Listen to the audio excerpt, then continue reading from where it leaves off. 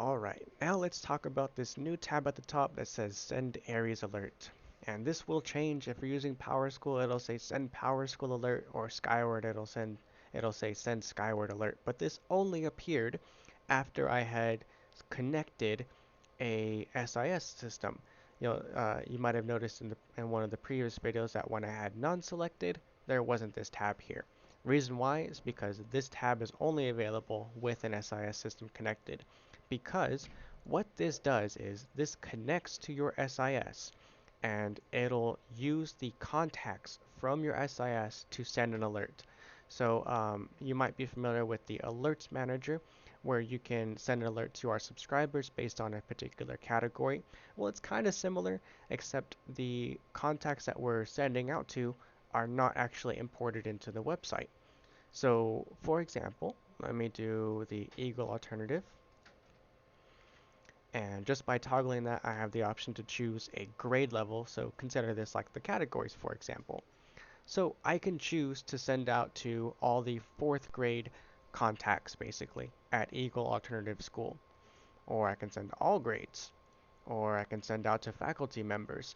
And this is another system that can be improved the more data that we have available. If your data doesn't allow, doesn't provide contact information for your faculty, you won't have the option to send out to staff. Or if it doesn't offer like the grade levels, you probably won't be able to send to grade levels. You'll send to the entire Eagle alternative. So it really depends on the data that you provide to us. Anyways, so we'll choose a school to send to, and we can choose a grade. Let's just say 4th grade as an example. And we'll hit next. And here we have the option to choose which type of alert. So we can send out a standard email message with image and link support. We can send out a simple text message with 160 characters maximum, or an automated call message. And we can choose an automated voice or a recorded voice as well. Anyways, I'll choose SMS and move on. And that's another thing is you have to choose one actually. I should mention if you're on audience and you don't choose one, you won't be able to move on. You'll click next and it'll tell you that there is an error like that.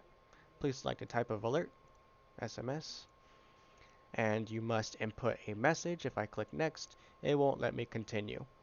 So I'll just put like welcome back to school.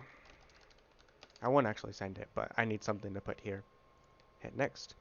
And I must input a time. If I don't, it'll tell me I must select a time. So I can choose to send this now, or I can schedule this to be sent later. I'll do send now. This last bit is just a summary, so it tells me who I'm sending to, Eagle Alternative 4th grade, what I'm sending, an SMS, the message I'm sending, welcome back to school, and over in timing it tells me when this is going to be sent out. And nothing is sent until I hit this send option here. I'm not actually going to do it, but I just wanted to show you the steps that we have to go through to send out an Aeries alert. And the same is true for Powerschool or Skyward.